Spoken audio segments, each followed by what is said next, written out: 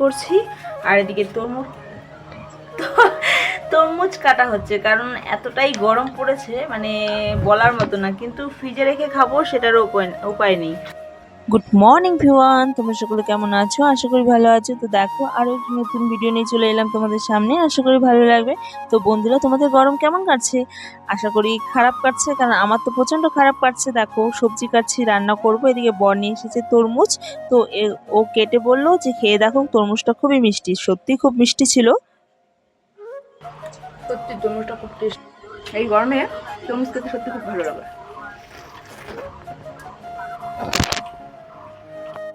তো বন্ধুরা, এই গরমের মধ্যে রান্না করছি, এই যে অ্যাডজাস্ট ফ্যান চলছে।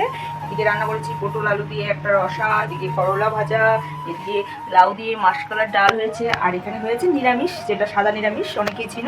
তো এই সমস্ত রান্না হচ্ছে। এই পাট পাতারও বড়া করব ভাবছি। তো এটাই। এত গরম পড়েছে, এত গরম পড়েছে, মানে সহ্য করা যাচ্ছে না। আর এই গরমে মানে রান্না করাটা অসম্ভব ব্যাপার। আর কি বলতো, 10টার আগে আগে যদি রান্নাটা করে নিই তাহলে খুবই ভালো, কিন্তু 10টার পরে যদি রান্নাঘরে আসি না, আর টেকা যায় না। তো দেখো এই যে কতটা গরম, এখন এই গরমের মধ্যে রান্না করছি। তার মধ্যে আমার রান্নাঘরটা তেমন একটা বড় না, ছোটোই।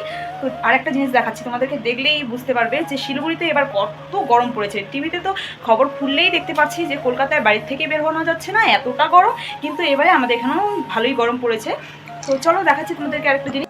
তো দেখো এই যে উঠোনটা দেখছো, প্রচন্ড রৌদ্রু তাপে ফেটে একদম মানে অবস্থা প্রচন্ড খারাপ। তবে কি বলতো, আমি শুনেছি গোবর দিয়ে মোটা করে লেপলে পরে উঠোনটা ফেটে যায়। সে কারণে হালকা গোবর জল দিয়ে লেপেছি, তবুও ফেটে গেছে, শুকিয়ে শুকিয়ে গেছে। এত রৌদ্রু, এত গরম। এত সুন্দর হয়েছিল ফুল গাছগুলো, সেই ফুল গাছগুলো মরে গেছে। আর যাই হোক, তাও তো ভিতরের দিকে ছাদে যদি বাগান থাকতো তাহলে সমস্ত গাছই নষ্ট হয়ে যেত।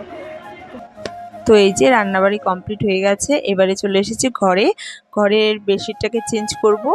মানে সকালের দিকেই ধুয়ে দিয়েছিলাম, চেঞ্জ করেই ফেলেছি, এবার নতুন একটা বেডশিট চেঞ্জ করব। আর এদিকে মেয়ে তো গেছে পড়তে, কারণ আজকে ওর স্কুল নেই দেখে ম্যাডাম ফোন করেছিল, বলেছিল যে 11:30টার দিকে ওকে পড়াতে পাঠাতে। তো বর দিয়ে এসেছে, আর সকালের দিকে একবার খাওয়া দাওয়া হয়ে গেছে। তো দুপুরে রান্না করেছি। এবার এই তো ঘরটাকে গুছিয়ে তারপর সবাই মিলে একসাথে বসে খেয়ে নিব। আর কি বলতো, এতটা রৌদ্রু, এতটা গরম না, মানে খিদে পেয়েও পাচ্ছে না।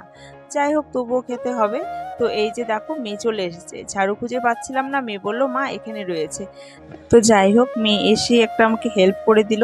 যাই হোক, মেয়েরা তো হয়ই মাদের হেল্প করার জন্য। আর সব থেকে বড় ব্যাপার কি বলতো, আমি সব সময় এই ঝাড়ুটাকে না হারিয়ে ফেলি, এত বারবার হারাই, মানে কি বলবো, কাজের সময় আমি সবসময় এই বিছানা ঝাড়া ঝাড়ুটাকে পাই না। প্রচন্ড চঞ্চল, পড়াশোনা তো করে না, দুষ্টমিটাই বেশি করে। মেয়ে ছেলে মানুষ, ওটা মানে দিব। এদিকে উঠো, আরে আমি কেটে রেখেছি, এদিকে উঠো। শুধু এই যে পড়াশোনা হয়ে গেলেই আর কিছু করার নেই। তো চলো। তো এই তো খেতে বসে পড়েছি সবাই মিলে। এটা হালকা পাতলা এই নিরামিষটা দিয়ে, তো খুব ভালো লাগে ওর কাছে। তো মেয়েও দেখো নিজে নিজে খাওয়া শিখে গেছে, ওর বাবা আরও খেতে বসেছে, আমি সবাইকে দিয়ে তারপর আমিও খেতে বসবো। তো বন্ধুরা পাশে থাকো, ভিডিওটি দেখতে থাকো। তো আরও দেখা হচ্ছে পরে, খেয়ে নিই আগে। তো খাওয়া দাওয়া শেষে মেয়েকে একটু তরমুজ কেটে দিলাম, কারণ ও এসেই বলছিল মা তরমুজ খাবো। আমি বলেছিলাম বাবা খাওয়া দাওয়া করে না তারপর খেও। তো সেটাই। এদিকে তাকাও একটু, এই যে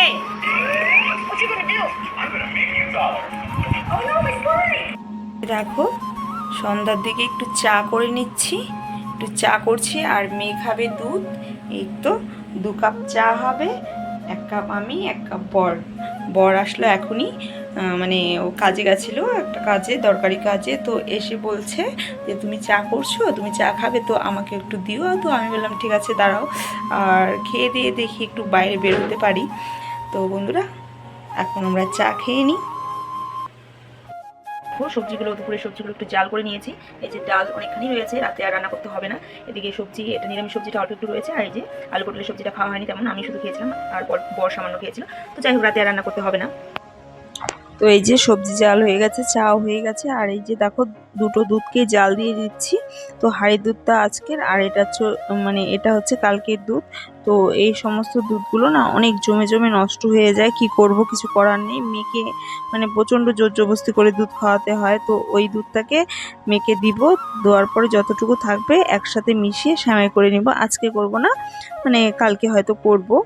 যাই হোক, তো এই যে চা হয়ে গেছে, তো চা নিয়ে যাই, বর বসে রয়েছে।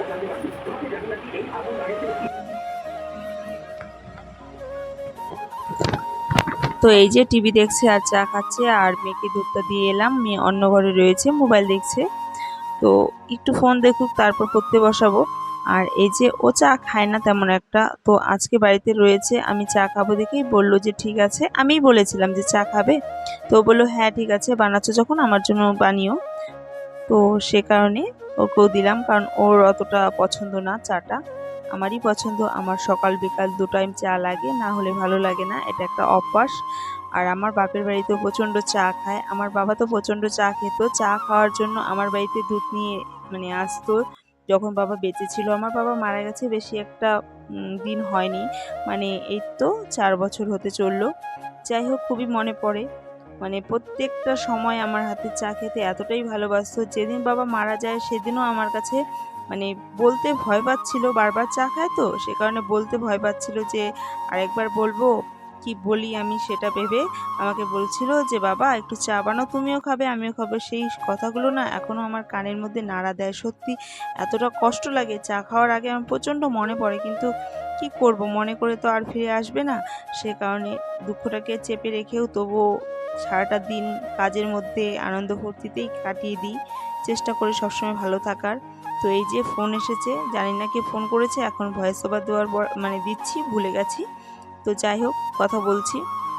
আর আমি উঠে গেলাম না ফোনটা আনতে এই কারণেই, আমি না ঠান্ডা চা খেতে পারি না। আমার তো সঙ্গে সঙ্গে দিবে, সঙ্গে সঙ্গে চাটা যদি না খাই পরে কিছুক্ষণ পরেই গরমই থাকবে, তবুও মনে হবে কি ঠান্ডা হয়ে গেছে, তারপর সেই চা আর খেতে পারি না।